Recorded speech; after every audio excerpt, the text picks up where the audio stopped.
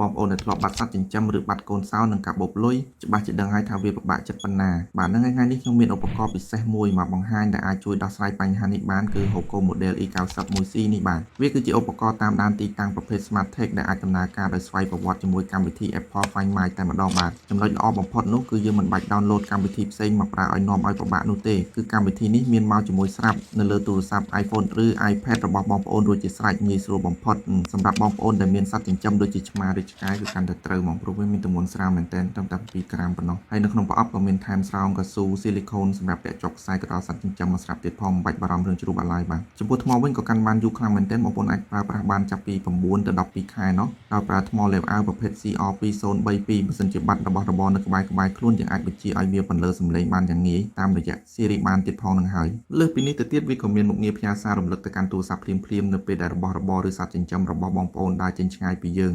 និយាយទៅគឺវាជួយឲ្យយើងមានភាពស្ងប់ចិត្តខ្លាំងមែនទែនបាទឥឡូវនេះនៅ Daravi Store មានក្នុងស្តុកស្រាប់ក្នុងតម្លៃសមរម្យមែនទែនបងប្អូនអាចឆែកមើលតម្លៃនៅលើ website daravi.com បានបងប្អូនអាចកម្មង់បានភ្លាមជាមួយសេវាដឹកជញ្ជូនដល់កន្លែងទាំង25ខេត្តក្រុងតែម្ដងបាទសម្រាប់ព័ត៌មានបន្ថែមបងប្អូនអាចឆាតមកកាន់ Telegram ឬទូរស័ព្ទទៅលេខ098 480 800និងលេខ078